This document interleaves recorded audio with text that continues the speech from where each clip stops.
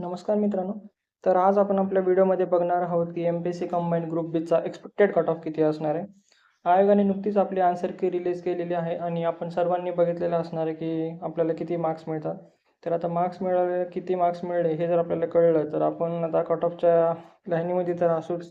किती cut off लागेल, किती कट ऑफ लागेल हे प्रत्येकाच्या मनाची हुरहूर लागूच असणार आहे किंवा चालू देखील असेल. तर त्याचाच एक छोटासा अंदाज आपण घेऊन आलेलो आहे. तर आपण या शॉर्ट व्हिडिओमध्ये तो आपण फक्त अंदाज सांगण्याचा प्रयत्न करणार आहोत. तर चला मित्रांनो, व्हिडिओला सुरुवात करूया. पेपर जर बघितला आपण मित्रांनो, ह्या वर्षीचा म्हणजे 2025चा जो 4 जानेवारीला आपला पेपर झाला होता, तो पेपर आणि मागच्या वर्षीचा जो पेपर 2 फेब्रुवारीचा, त्याच्यामध्ये जमीन आसमानचा फरक आपल्याला बघायला मिळतो मित्रांनो. कारण की मागचा पेपर हा कंपॅरेटिव्हली इझी होता. प्लस मागच्या एक्झाममध्ये आपल्याला वेकन्सीज तितकंच नव्हतं बघायला मिळालं जितके ह्या वर्षीच्या वेकन्सी आपल्याला बघायला मिळतात. बघा ह्या वेळेसचा पेपर हा आपल्याला मॉडरेट टू हार्ड लेवलचा आपल्याला पाहायला मिळतो मित्रांनो. आणि मोरओव्हर हा पेपर आपला जसं जॉग्राफीमध्ये आपल्याला वन लाईनर बघायला मिळत होते, पण ह्यावेळेस आपल्याला तसे नाही मिळालेत. यावेळेस आपल्याला राज्यसेवेसारखा पॅटर्न फॉलो होताना आपल्याला दिसतो की जसं राज्यसेवेमध्ये आपल्याला दिसतात पॉईंट वाईज क्वेश्चन्स विचारले जातात किंवा सेंटेन्स विचारले जातात, तसे विचारले होते यावेळेस. आणि तसा पेपर आपल्याला हा मॉडरेट टू डिफिकल्टला बघायला मिळतो मित्रांनो. आणि वेकन्सी देखील ह्यावेळेस जास्त आहेत. मागच्या वर्षीला जसे 480 होते फक्त, ते ह्यावेळेस 750 आहेत मित्रांनो. तर ह्या सगळ्या फॅक्टरमुळं आपला कट ऑफ हा नक्कीच लोअर साईडला येणार आहेत. हा कट ऑफ किती असणार आहे मित्रांनो बघा.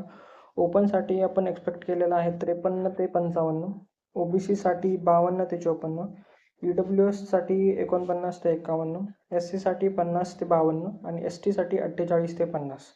हा फक्त जो कट ऑफ आहे हा एक्सपेक्टेड कट ऑफ ओपन मेलसाठी असणार आहे. आणि हो राईट साईडला जो मी दाखवला आहे फिमेलनी काय करायचं, ह्याच्यामधलं फक्त -2 करायचं म्हणजे तुमचा या रेंजमध्ये कट ऑफ असू शकतो. ठीक आहे मित्रांनो, हा आपला कट ऑफचा झाला. आणि मला एवढं सांगायचं मित्रांनो की ज्यांना पण ह्या कट ऑफ रेंजमध्ये मार्क्स असतील त्यांनी काही 1-2 विचार न करता पूर्णपणे मेन्सच्या अभ्यासाला तयारी सुरुवात करावी. आणि ज्यांचा पण ह्याच्यापेक्षा कमी कट ऑफ असेल त्यांनी पण इंग्लिश, मराठी किंवा मॅथ्सचा अभ्यास सुरू ठेवा मित्रांनो. का तर त्याचं कारण असं की सरळ सेवा भरती खूप सारे येणार आहेत किंवा हायकोर्टचा पण आता आपण फॉर्म भरलेला आहे, त्याचे पण एक्झाम आहेत. तर या अभ्यासामुळे तुमचा तिथं पण फायदा होईल. आणि पुढे येणारी जूनची परीक्षा ती खूप लांब आहे, तर तुमचा हा इंग्लिश मराठीचं एक रिव्हिजन होऊ शकते. आणि प्लस तुम्ही GSला पण हात लावू शकता आणि ते पण तिथून पण तुम्ही अभ्यास करू शकता. तर अभ्यासाला खंड न पडता मित्रांनो इंग्लिश, मराठीचा आणि मॅथ्सचा अभ्यास तुम्ही चालू ठेवा. आणि ज्यांना पण 50च्या वरती मार्क्स असतील त्या सर्वांनी इंग्लिश, मराठीचा अभ्यास सुरू करा जोपर्यंत सेकंड आन्सर की येत नाही तोपर्यंत. कारण की सेकंड आन्सर कीमध्ये संदिग्ध प्रश्नसुद्धा आहेत मित्रांनो, 2-3 जे की चेंज होऊ शकतात. तर चेंज झाले आणि तुमच्या फेवरमध्ये आले तर तुमचं मार्क्स जर वाढले तर तुम्ही कट ऑफमध्ये इन होऊ शकता मित्रांनो. तर त्याच्यामुळे तुम्ही अभ्यास आपला सोडू नका, अभ्यासाला तयार राहा किंवा अभ्यास करतच राहा, अभ्यासामध्ये खंड पडून देऊ नका. ठीक आहे मित्रांनो, तर हा आपला कट ऑफ व्हिडिओ आहे. धन्यवाद मित्रांनो.